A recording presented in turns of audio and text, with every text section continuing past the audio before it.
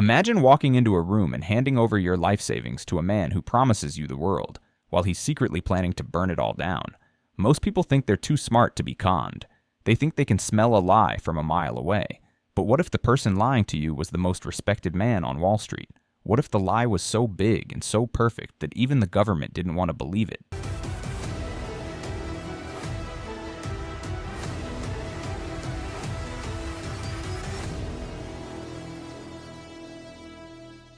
In the glittering heart of Manhattan, reputation is everything. It's the currency that buys you entry into the most exclusive clubs and the most powerful boardrooms. For decades, one name was whispered like a prayer among the elite: Bernie. He wasn't just a trader. He was a pioneer. He helped build the very systems the stock market runs on today.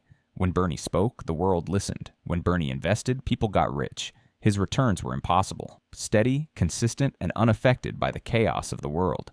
It was the magic fountain of wealth. But behind the heavy oak doors of his 17th floor office, the fountain was running on something much darker than stocks and bonds. To understand how this happened, you have to understand the lure. Bernie didn't hunt his victims. He let them come to him. He made it hard to get in. He turned away billionaires, making them beg to give him their money. It was the ultimate psychological play. If it's exclusive, it must be real. From retired teachers in Florida to Hollywood royalty and international banks in London and Geneva, everyone wanted a piece of the Madoff miracle. They saw the statements. They saw the growth.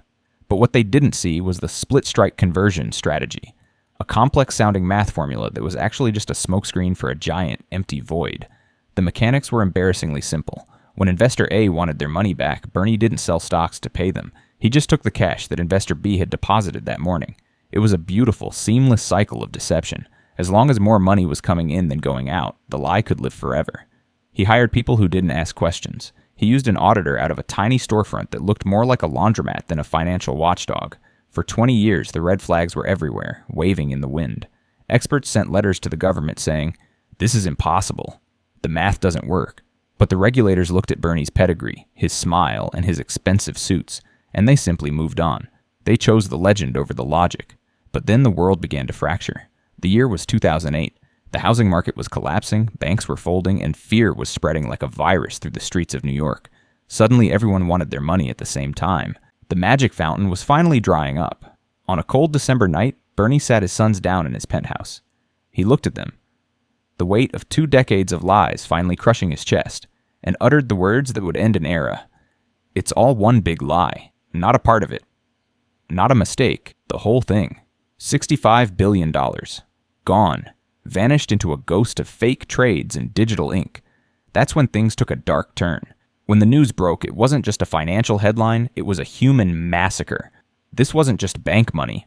This was the charity fund that fed children in Africa. This was the life savings of a 90-year-old widow who now couldn't afford her medicine. This was the dream of every person who thought they had finally made it. The betrayal felt personal. The man they had invited to their weddings and trusted with their children's futures was a ghost. He had looked them in the eye for 20 years, knowing that every handshake was a robbery. The fallout was cinematic and brutal. As Bernie was led away in handcuffs, shielded by a wall of cameras and screaming protesters, the bodies started to drop.